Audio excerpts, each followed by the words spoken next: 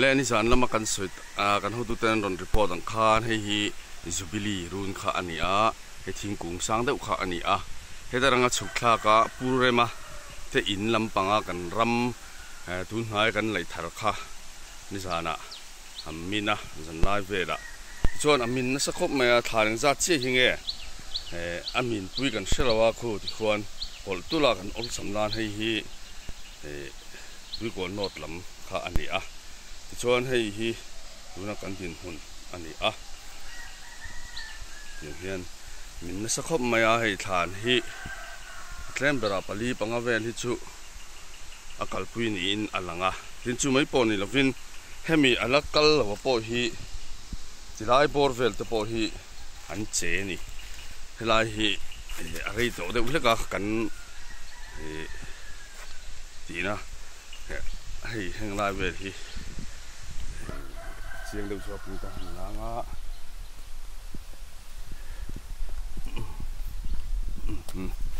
hei sian tang khan hei hi apia lam khan ya hi helai bor vel te po hi a che a pusi mal soma tu ko not lampang omna lamte in hei fulal biak nuwa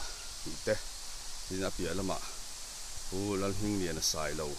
tu ko south section 3 tu ko no south biak presbyterian biak in bul ami helai po hi a che ni tamai theidin huna dinga hei ahum je chu apia lam hi hian akhi phei veka he da hian he da he mi a chak lam hi eng chen chi hinge huam hi a hriat mai lawa hei hi puis larin tluanga kum som thum paruk anu puis zoram pari ni a anu le pa wala chuang ma ania tui ko north section ne tui ko south section 4 mo pula fate in phei lai mi kha no ta in dang kha ne hei hi huam tela ten a huam hi zau khop mai he ta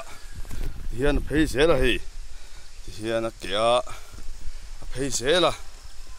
tilai bor vel hi huam hei kan sia dang khan hei thang lai hi o hemi lai bor vel hi ni kan ngai em thang ching puya za le pali chinga ti chingan san kan tia chinga tak hi tui ko not lama kan mi lu hi tel phatlat mai hei hi chung te po kan lo fil te turang hai tai la ngiam malak tu nge ti chu kan ho tu ten la re langa amual pum pui hi tu hian tol thei